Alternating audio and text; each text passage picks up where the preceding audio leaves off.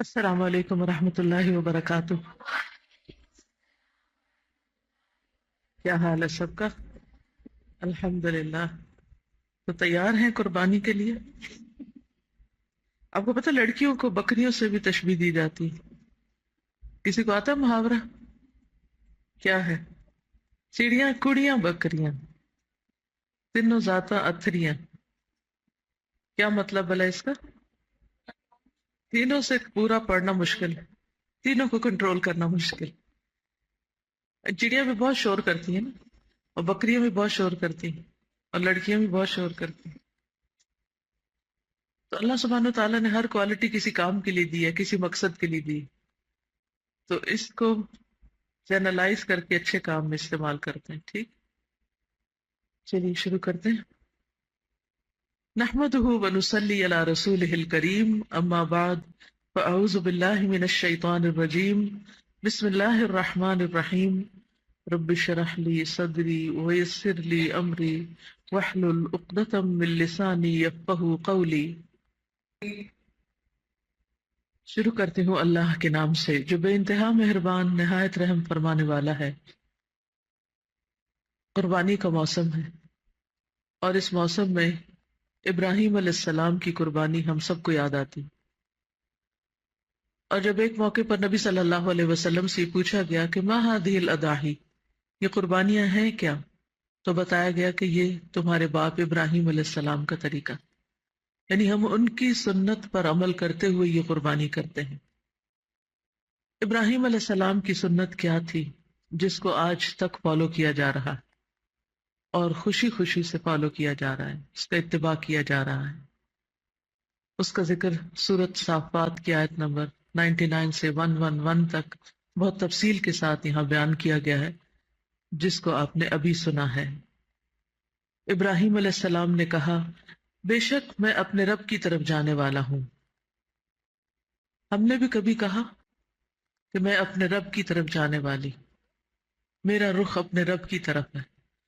ہر شخص اپنی محبوب چیز کی طرف دوڑتا ہے، اس کی طرف رخ کرتا ہے۔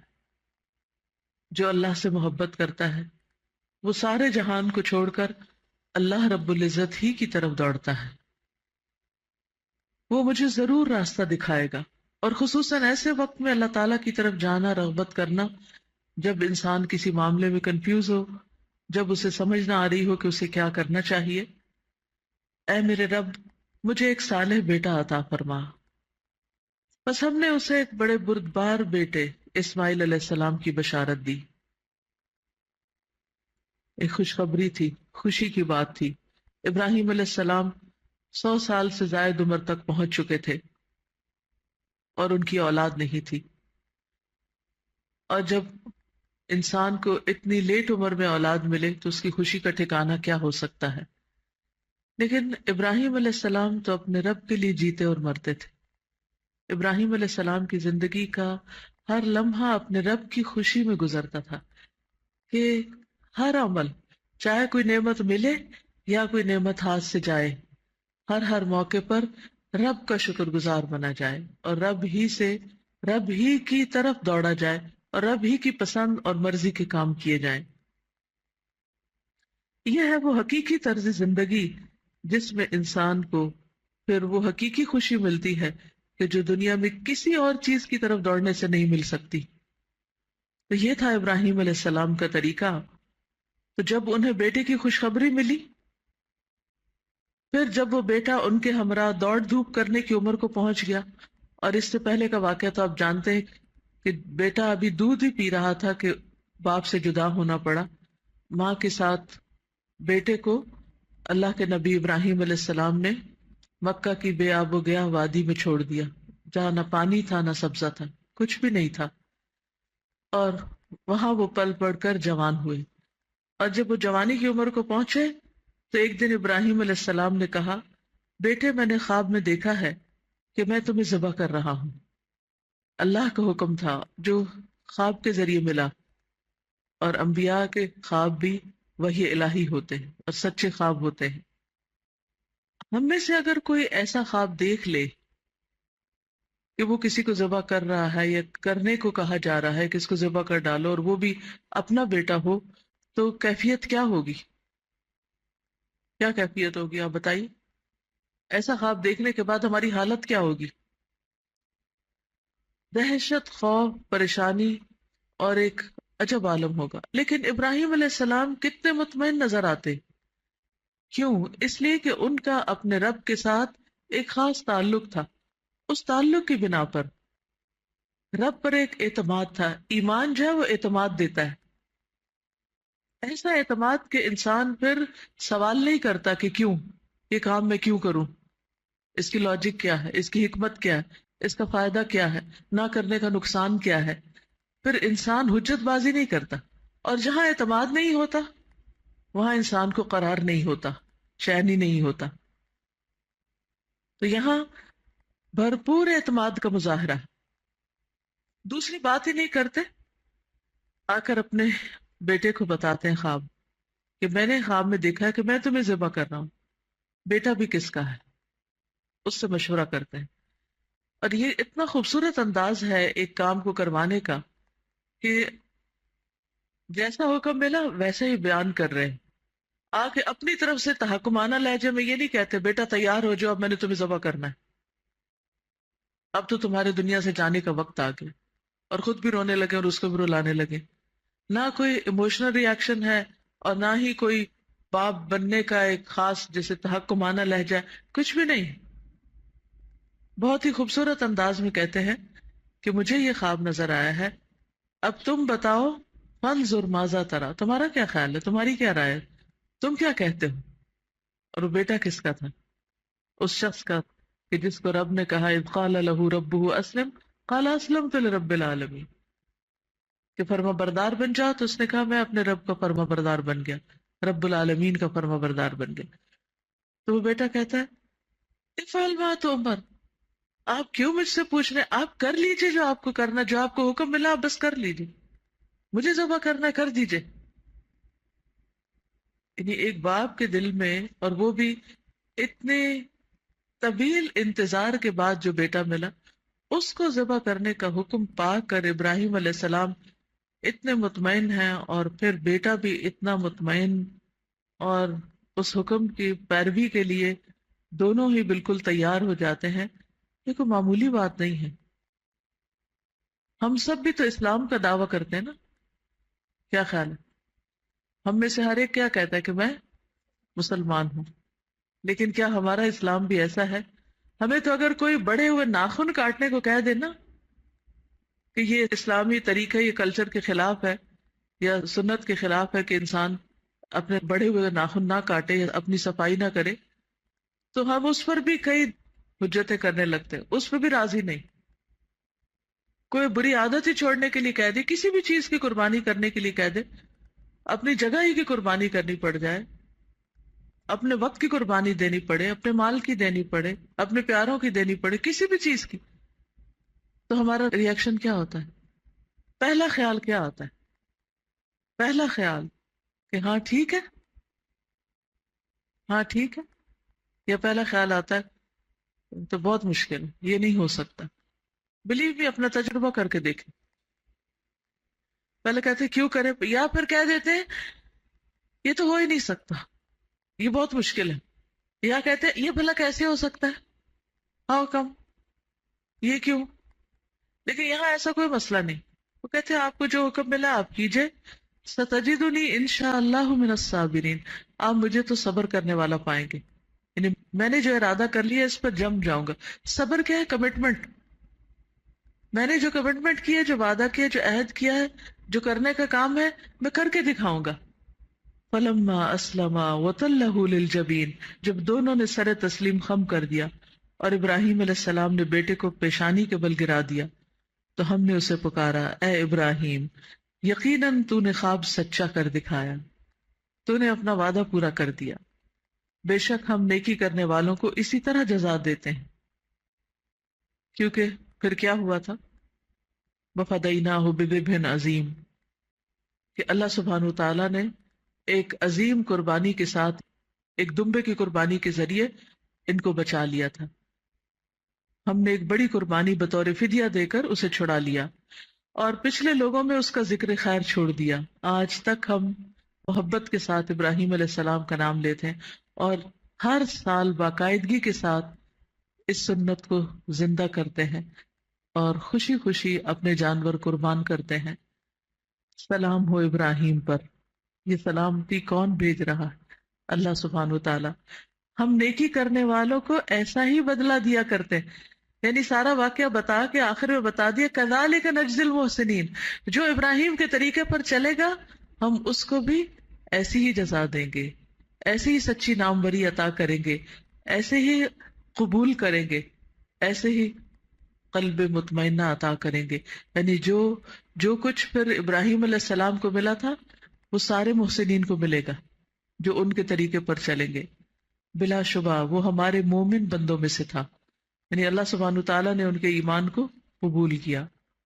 مسند احمد کی روایت میں آتا ہے کہ جب ابراہیم علیہ السلام نے اسماعیل علیہ السلام کو پیشانی کے بل لٹایا تھا، کیونکہ الٹا لٹایا تھا، سامنے نہیں چہرہ کیا کہ کہیں دیکھ کر دل میں کچھ باپ کے اندر بیٹے کی محبت نہ جاگ جائے، تو اسماعیل علیہ السلام نے اس وقت سفید رنگ کی قمیص پہن رکھی تھی۔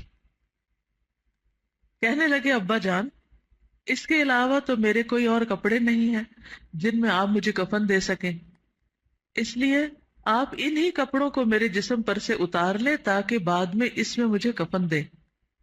اور صحیح روایت ہے مسند احمد کی، یعنی اتنے تیار ہے ذہنی طور پر کہ کفن کا بھی بندوبست پہلے سے ہی کر لیں، اور تو کچھ ہے نہیں، یہی لے لیں۔ ابراہیم علیہ السلام ان کے کپڑے اتارنے کے لیے آگے بڑھے تو ان کے پیچھے سے کسی نے آواز لگائی، اے ابراہیم، آپ نے اپنا خواب سچ کر دکھایا۔ ابراہیم علیہ السلام نے پیچھے مڑ کر دیکھا تو وہاں ایک سفید رنگ کا سینگوں والا بڑی بڑی آنکھوں والا دمبا کھڑا تھا، اور یہ اللہ سبحانہ تعالیٰ کی طرف سے آیا تھا۔ وَفَدَيْنَاهُ بِذِبْحٍ عَظِيمٍ، ایک بڑی قربانی کے ذریعے ہم نے اس بچے کو بچا لیا، اس کا فدیہ ہم نے دے دیا۔ تو یہ ہے ابراہیم علیہ السلام اور اسماعیل علیہ السلام کا کردار جس میں تسلیم و رضا پائی جاتی۔ تسلیم ہوتا ہے اپنے آپ کو سپرد کر دینا، اور رضا کا مطلب ہے اس فیصلے پر راضی بھی ہونا۔ اچھا، ہم بعض اوقات کوئی صدقہ خیرات کر بیٹھتے ہیں، یا کوئی اپنی جگہ کسی کو دے دی، اپنی کتاب کسی کو دے دی، یا کوئی بھی کسی کے لیے کچھ قربانی کر دی، ماں باپ کے لیے کر دی یا بچوں کے لیے کہیں، پھر اس کے بعد ہمارا کیا ہوتا ہے؟ ریگریٹس، ہائے ہم یہاں نہ کرتے وہاں کر لیتے، ایسا نہ کرتے ویسا کرتے۔ یاد رکھے جو کام آپ اللہ سبحانہ تعالیٰ کے لیے کر دیتے ہیں نا، بس وہ اللہ کے حوالے ہو گیا، اس کے بعد اللہ کے سپرد کر دے، پھر اور باتیں سوچنے کی ضرورت ہی نہیں، دے دیا نا۔ یہی تو اعتماد ہے، یہی تو ایمان ہے، یہی تو اسلام ہے۔ اصل میں ہم نے اپنے آپ کو پورا حوالے کیا ہی نہیں، ہمیں یقین نہیں کہ اگر ہم نے اللہ کے لیے کچھ دیا تو ہمیں کچھ ملے گا۔ ہم دنیا والوں سے فوراً اس کا انسٹنٹ ریوارڈ چاہتے ہیں کہ کوئی ہمارا شکریہ ادا کرے، کوئی ہماری قدردانی کرنے لگے، کوئی ہم سے اظہار محبت کرے، کوئی ہمیں پھول پیش کرے کیونکہ ہم نے ان پر احسان کیا ہے۔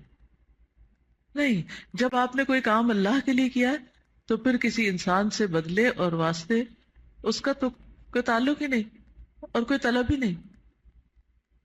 تو یہ قربانی کی سنت ہمیں یہ سکھاتی ہے کہ تسلیم و رضا، سبمیشن، کمپلیٹ سبمیشن، اور اس کے بعد کمپلیٹ سیٹسفیکشن، کہ جو کیا، یعنی دو لفظ یاد رکھیے، سبمیشن اینڈ سیٹسفیکشن۔ دے دیا اور اس کے بعد بالکل مطمئن ہے کہ جو کیا اللہ کے لیے کیا اور اس کا بدلہ ضرور ملے گا۔ بعض اوقات ایسا ہوتا ہے کہ آپ ایک طرف نیک کام کر رہے ہوتے ہیں، اسی وقت میں آپ کے اوپر دوسری آزمائش آ رہی ہوتی، تو شیطان آ کے آپ کا ایمان متزلزل کرنے لگتا ہے کہ اچھا اس نیکی کا مجھے یہ صلہ ملا، مجھے یہ حاصل ہوا، مجھے کیا فائدہ ہوا، میں نے کیا پایا۔ تو ایسے میں بھی فوراً اعوذ باللہ پڑھے۔ اللہ تعالیٰ کسی محسن کا اجر ضائع نہیں کرتے، اللہ کو مجھ سے محبت ہے، اسی لیے وہ میرے احسان کے بدلے میں ایک اور امتحان میں مجھے ڈال رہا ہے، ایک اور قربانی مجھ سے لے رہا ہے، جیسے ابراہیم علیہ السلام کو پے در پے، یعنی ان کا حال یہ تھا کہ ایک قربانی ختم نہیں ہوتی تھی کہ اگلے کا وقت آ جاتا تھا، ایک امتحان ختم نہیں ہوتا تھا کہ اگلا امتحان آ جاتا تھا۔ وَإِذِ ابْتَلَىٰ إِبْرَاهِيمَ رَبُّهُ بِكَلِمَاتٍ فَأَتَمَّهُنَّ۔ جتنی بھی باتوں کے ذریعے ابراہیم علیہ السلام کو آزمایا گیا انہوں نے ساری کی ساری پوری کی. تو آخر میں پھر کیا ملا؟ جیسے یوسف علیہ السلام کو ملا تھا، قال انی جاعلک للناس اماما، پھر امامت ملی تھی. امامت کسی لیڈرشپ کورس کے بعد نہیں ملی. ایسی چیزیں صرف کوئی ٹریننگ لے کر حاصل نہیں ہو جاتی، یہ قربانیوں کے نتیجے میں ملتی. کیونکہ قربانیوں سے جو آپ کی ٹریننگ ہوتی ہے وہ کتاب پڑھنے سے نہیں ہوتی. اور اللہ سبحانہ و تعالیٰ ایک کے بعد ایک امتحان ڈالتا چلا جاتا ہے تاکہ انسان کو اپنے کام کا بنا لے. وَاصْطَنَعْتُكَ لِنَفْسِي، جیسے موسیٰ علیہ السلام کو ایک کے بعد ایک امتحان میں ڈالا. پیدا ہوتے ہی امتحان، ٹھیک ہے انہیں نہیں پتا تھا لیکن تھا تو ان کے لیے امتحان. تو یہ وہ بے مثال نمونہ ہے ابراہیم اور اسماعیل علیہ السلام کا، جو اللہ تعالیٰ کی بارگاہ میں اتنا مقبول ہوا کہ رہتی دنیا تک اللہ نے اس سنت کو جاری کر دیا.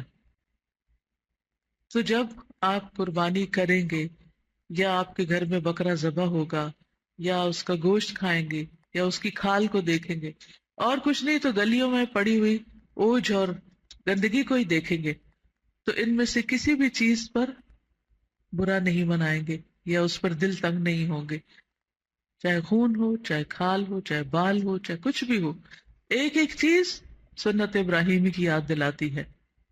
اور پھر اس کے ساتھ ہی کیا سوچیں گے؟ میں کیا قربانی کر سکتی، میں کیا دے سکتی. اور اللہ سبحانہ و تعالیٰ نے اس پورے عشرے کو، یعنی قربانی تو آخری دن ہے نا اس عشرے کا 10واں دن، یعنی خصوصاً حاجیوں کے لیے. ہم لوگ تو یہاں کرتے ہی یہ قربانیاں، لیکن منا کے اندر جہاں یہ قربانی ہوئی تھی ابراہیم علیہ السلام نے جب پھر وہ دمبا قربان کیا، وہاں تو ہزاروں لاکھوں جانور پھر قربان ہوتے.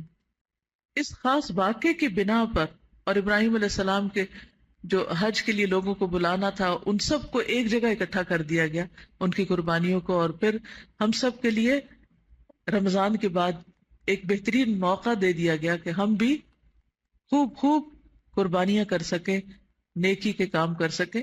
اور آپ دیکھیے کہ اس نسبت سے جب میں یہ حدیث پڑھتی ہوں کہ کسی بھی دن کا کیا ہوا عمل اللہ تعالیٰ کو ان دنوں میں کیے ہوئے عمل سے زیادہ محبوب نہیں.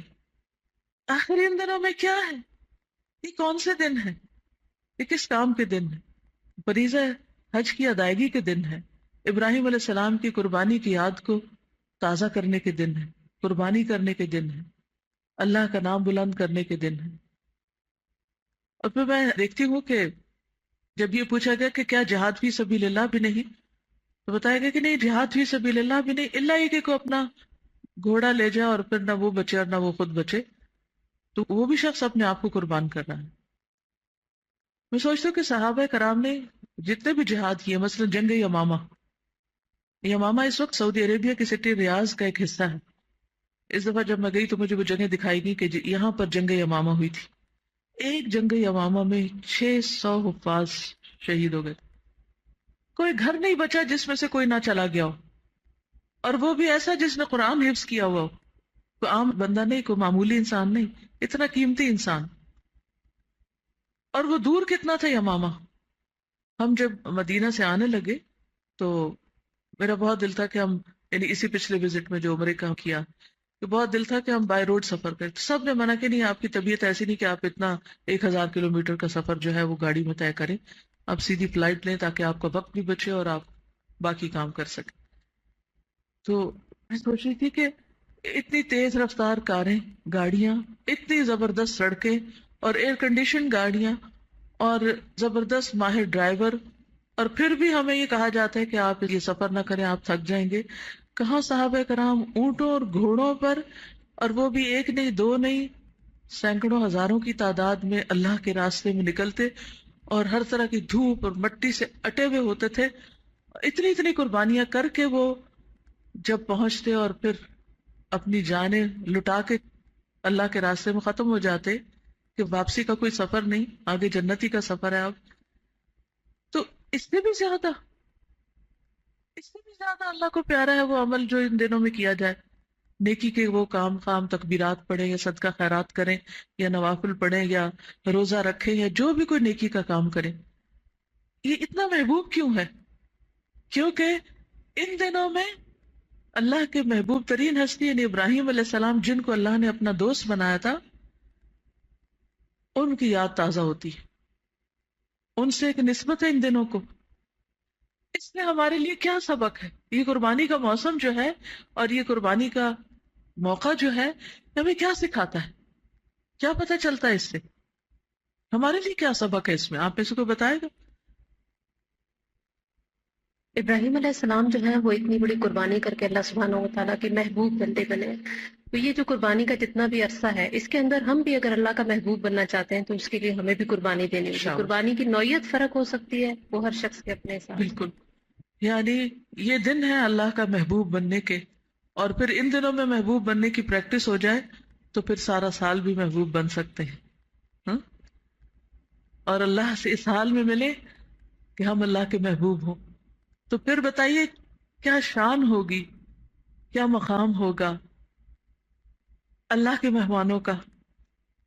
دل نہیں چاہتا کہ ہر چیز لٹا دے اس کے راہ میں، اپنی جوانی، اپنی صحت، اپنا مال، اپنا وقت، اپنی ہر چیز، اپنی جاب، اپنا گھر، اپنی کون سی چیز چھوڑیں جو اللہ کے راستے میں نہ دیں۔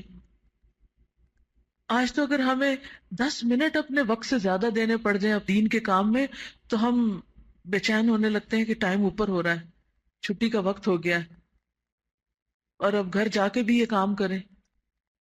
کیا ہم سب کو نہیں پتا کہ ہم جب اس بلڈنگ کے اندر آ جاتے ہیں تو یہ بس اللہ کے لیے آ جاتے ہیں، جب اس راستے پہ نکل پڑتے تو یہ اللہ کا راستہ ہے۔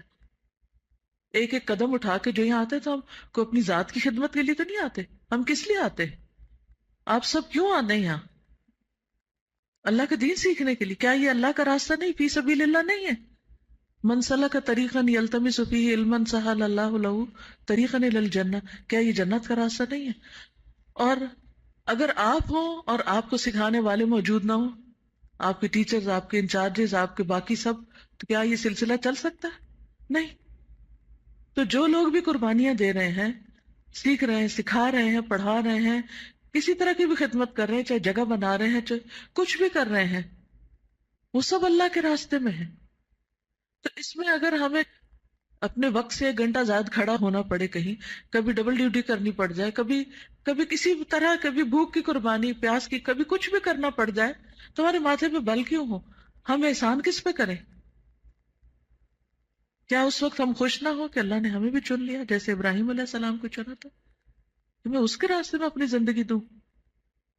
آج دنیا میں کتنے لوگ رہ گئے جن کو یہ سارے واقعے، اور کتنے ہزاروں لاکھوں لوگ قربانی کریں گے چند دنوں کے اندر، کتنے لوگوں کو یہ روح پتہ ہے قربانی کی؟ کتنے لوگ اس روح کے ساتھ کریں گے؟ نہیں پتا، وہ تو صرف ایک ریچول کے طور پر کر لیں گے۔ آپ کو پتا ہے، اس لیے آپ کو اپنی زندگی کا سبق لینا ہے اس سے، کہ کبھی مجھے اپنے جذبات کی قربانی دینی ہے، اور کبھی مجھے اپنے آرام کی قربانی دینی ہے، اور کبھی مجھے اپنے مال کی قربانی دینی ہے، اور کبھی مجھے اپنی شان و شوکت اور پریسٹیج اور جاہ و جلال کی قربانی دینی ہے۔ یہ کہ بعض اوقات ایسا بھی ہوتا ہے نا، آپ کو دنیا میں کو بہت ہائیلی پیڈ جاب مل رہی ہوتی ہے اور آپ پھر بھی اس کو چھوڑ کر اللہ کے راستے میں آ جاتے ہیں، نہیں میرے لیے یہ راستہ زیادہ بہترین ہے، وہاں میری قدردانی دنیا والے کریں گے، یہاں میری قدردانی اللہ کرے گا۔ لیکن افسوس یہ کہ جب ہم اس راستے پہ آ جاتے ہیں پھر بندوں سے قدردانی مانگنے لگتے ہیں، جس کی وجہ سے پھر سارا کام بے روح ہو جاتا ہے۔ کیا ہم اپنے آپ کو خوش قسمت نہ سمجھے کہ جنہیں اللہ نے اس کام کے لیے چنا؟ تو ہم سب کو بھی اگر اللہ کا دوست بننا ہے تو کیا ابراہیم علیہ السلام کے طریقے کے علاوہ کسی اور طریقے پہ چل کے بن سکتے ہیں؟ قرآن مجید میں پہلے پارے میں ایک آیت آتی ہے جس میں ابراہیم علیہ السلام کے طریقے سے منہ پھیرنے والوں کو کچھ کہا گیا۔ وہ کیا کہا گیا؟ وَمَن يَرْغَبُ عَن مِّلَّةِ إِبْرَاهِيمَ إِلَّا مَن سَفِهَ نَفْسَهُ وَلَقَدِ اصْطَفَيْنَاهُ فِي الدُّنْيَا وَإِنَّهُ فِي الْآخِرَةِ لَمِنَ الصَّالِحِينَ۔ یہ ابراہیم علیہ السلام کا طریقہ، قربانیوں والا طریقہ۔ وَمَن يَرْغَبُ عَن مِّلَّةِ إِبْرَاهِيمَ إِلَّا مَن سَفِهَ نَفْسَهُ، صرف وہی اس راستے سے منہ موڑ سکتا ہے جو اپنے آپ کو حماقت میں مبتلا کر لے، بے وقوف ہو۔ اللہ نے اس کو دنیا میں وَلَقَدِ اسْتَفَيْنَاهُ فِي الدُّنْيَا، ہم نے اس کو دنیا میں بھی چن لیا، اور یقیناً وہ آخرت میں بھی صالحین میں شمار ہوگا۔ آخرت جو ہماری آخری منزل ہے اور ہمیشہ ہمیشہ کی منزل ہے، وہاں پر اگر ہمارا شمار صالحین میں ہو جائے تو اس سے بڑی کوئی سعادت، اس سے بڑا کوئی مقام ہو سکتا ہے؟ کوئی بھی نہیں۔ تو اس لیے اگر آپ اللہ کے راستے میں نکلے تو کبھی بھی، چونکہ لوگ دین کو اور دین پہ چلنے والوں کو اور دین کی خدمت کرنے والوں کو حقیر نظروں سے دیکھتے ہیں، تو آپ ان لوگوں میں شامل نہ ہوں۔ دنیا کی دوڑ میں جتنے بھی آپ آگے نکل رہے، اگر اللہ کی نگاہ میں آگے نہیں تو کچھ بھی نہیں۔ اور آپ دیکھیے، اس وقت تو مجھے اور بھی شرم آتی ہے جب دمبے قربان ہو رہے ہوتے ہیں اور وہ جانور ہیں، اور ہم یہ سب کچھ دیکھ کے بھی اتنی سی قربانی نہیں دے سکتے کہ اس دمبے کا جب گوشت پکے اور ہماری باری بعد میں کھانے کی، یا ہمیں اس میں سے کچھ کم ملے تو ہم اس پہ راضی ہو جائیں۔ وہیں سے ناراضگی شروع ہو جاتی، ہمیں کیا دیا۔ لیکن نبی صلی اللہ علیہ وسلم کے سامنے جب قربانی کے اونٹوں کو پیش کیا گیا، سبحان اللہ، مسند احمد کی روایت ہے، نبی صلی اللہ علیہ وسلم کے سامنے قربانی کے لیے 5-6 اونٹوں کو پیش کیا گیا، جن میں سے ہر ایک نبی صلی اللہ علیہ وسلم کے قریب ہونے کی کوشش کر رہا تھا۔ اللہ اکبر، کہ مجھے پہلے قربان کیا جائے۔ اونٹ جو ہے نا بہت سمجھدار جانور۔ ابھی اس دفعہ جب میں سعودی عرب میں تھی تو میں بہت غور سے ان کی آنکھیں، ان کے ہونٹ، ان کی چال، ان کی ایک ایک چیز دیکھتی تھی کہ یوں لگتا ہے جیسے ہیں کوئی عقل مند سی مخلوق، بس ایک خاص شکل میں ڈال کے یہاں کھڑی کر دی گئی۔ بہت سمجھدار ہے۔ اور ایک یوٹیوب پہ میں نے ویڈیو دیکھی تھی جس میں ایک شیخ اونٹوں کے باڑے میں جا کر قرآن پڑھتے ہیں، اور اونٹ باقاعدہ روتے ہیں، ان کے روتے ہوئے آنسو جو ہیں وہ دکھائے گئے ہیں اس میں۔ میں نے کہا کہ یہ قرآن اگر اونٹوں کے اوپر اثر کرتا اور ان کے آنسو بہتے تو ہمارے دل کیوں پتھر ہے؟ ان کو پتا تھا کہ قربان کیا جانا ہے، اور وہ ایک ایک آگے ہو رہا تھا کہ ہمیں لے لو۔ ہمیں جب قربانی کی سطح پر آ کر کوئی کام دیا جاتا ہے تو اس وقت ہمارا طرز عمل کیا ہوتا ہے؟ آگے ہوتے ہیں تو پہلے میرا نام لکھ لیا جائے، یا پیچھے ہوتے ہیں؟ کیونکہ ہم نے اللہ سے سودا نہیں کیا نا، ہمیں بندوں سے سودا کیا ہوا ہے، اور جب دیکھتے بندے کچھ نہیں دے رہے تو وہ پیچھے ہٹنے لگتے ہیں۔ سارے جانوروں میں سے اللہ کی راہ میں قربان ہونے والے اسپیشل ہوتے ہیں نا۔ ہر بکرے کی قسمت میں یہ تھوڑی ہے کہ وہ اللہ کے راستے میں قربان ہو، وہ تو عام لوگوں کی خوراک کے طور پر ذبح کیے جاتے ہیں۔ اسی لیے لوگوں نے محاورہ بنایا قربانی کا بکرا بنے ہوئے ہو، یعنی بغیر کسی صلے کے تم کام کرتے ہو۔ یہ تو کہتے ہیں میں کیوں قربانی کا بکرا بنوں؟ تو اللہ کی راہ میں قربان ہونے والے اسپیشل ہوتے ہیں۔ نبی صلی اللہ علیہ وسلم 2 مینڈوں کی قربانی کیا کرتے تھے، 2 مینڈوں کی، اور حضرت انس کہتے ہیں کہ میں بھی 2 مینڈوں کی قربانی کرتا ہوں۔ اس قربانی کی وجہ سے جو دن، یعنی 10ویں تاریخ کو قربانی ہوتی ہے ذی الحج کی، اس دن کو بھی سال کا افضل ترین دن شمار کیا گیا۔ صحیح ابن حبان کی روایت ہے، رسول اللہ صلی اللہ علیہ وسلم نے فرمایا، اللہ کے نزدیک سب سے افضل دن یوم النحر 10 ذی الحجہ، اور اس کے بعد یوم القر 11 ذی الحجہ ہے، یعنی ان 2 دنوں میں بہت بہت قربانیاں ہوتی ہیں۔ اور قربانی کا لفظ قرب سے نکلا ہے، جس کا مطلب کیا ہے؟ ایسا کام جس کے ذریعے اللہ کا قرب حاصل کیا جاتا ہے، یعنی جس کا بدلہ ہم دنیا میں نہیں چاہتے، اللہ کے ہاں چاہتے۔ اس دن میں، یوم النحر میں، 10ویں تاریخ کو نبی صلی اللہ علیہ وسلم فرماتے ہیں کہ پہلا کام ہم جو آج کے دن کرتے ہیں وہ یہ ہے کہ پہلے ہم نماز پڑھیں گے، پھر واپس آ کر قربانی کریں گے۔ جس نے اس طرح کیا اس نے ہماری سنت کو پا لیا۔ تو پہلے نماز اور پھر قربانی۔ نبی صلی اللہ علیہ وسلم نے فرمایا، جس نے نماز عید کے بعد قربانی کی اس کی قربانی پوری ہو گئی، اور اس نے مسلمانوں کی سنت کے مطابق عمل کیا۔ صحابہ کرام قربانی کو بہت اہتمام کیا کرتے تھے۔ امامہ بن سہل کہتے ہیں کہ ہم مدینہ منورہ میں قربانی کے جانور کو کھلا پلا کر موٹا کرتے تھے، یعنی اس کی خاص خدمت خاطر کیا کرتے تھے۔ اور عام مسلمان بھی یعنی صحابہ کے علاوہ جو دوسرے لوگ تھے وہ بھی قربانی کے جانور کو اسی طرح فربا کیا کرتے تھے. لیکن آج یہ سنتیں ختم ہو گئی. آج کیا ہے، وہ کسی سرونٹ کو بھیج دیتے، جاؤ کوئی بکرا پکڑ لاؤ، اور رول کھل کے کچھ جو اس کے ہاتھ میں آیا وہ اس کو لے آتا ہے. پھر وہ کسائی کو بلا لیتے، اچھا تم ذبح کر دو. خود اپنی انوالومنٹ کم ہوتی. تو اپنی انوالومنٹ بہت ضروری ہے ان ساری چیزوں میں، یعنی ہر سٹیپ پر دلچسپی لینی چاہیے. پہلے جب اس طرح کے گھر تھے، یا آج بھی گاؤں میں ایسے گھر ہوتے ہیں، ایسی فیسلٹی ہوتی ہے کہ جس میں کچھ دن پہلے جانور کو لا کے ذرا اس کو کچھ کھلایا پلایا جائے تو وہ زیادہ بہتر ہے بنسبت اس کے کہ سہولت کی خاطر اسی دن پکڑ کے لا کے ذبح کر دیا جائے. یعنی قربانی کے جانور کی خدمت بھی ضروری ہے، وہ بھی اجر کا حصہ ہے. اور ویسے بھی دیکھیے وہ ایک سمبل بھی ہے نا، جب وہ سامنے ہوگا تو اسے دیکھ دیکھ کر بچے بڑے سب کتنا کچھ سیکھیں گے، اور بار بار خیال آئے گا کہ اس نے اب قربان ہو جانا، بس اب 3 دن رہ گیا، اب 2 دن رہ گیا، اب 1 دن رہ گیا، اب وہ دن آ گیا. اور جو لوگ تو چھوٹا سا بچہ لے کے پالتے ہیں، اور وہ چھوٹے بچے گھر کے ان سے ایسی محبت کرنے لگتے ہیں کہ جب وہ قربان ہوتے ہیں تو باقاعدہ روتے بھی ہیں، ان کے ساتھ ان کی جذباتی انوالومنٹ ہو جاتی ہے.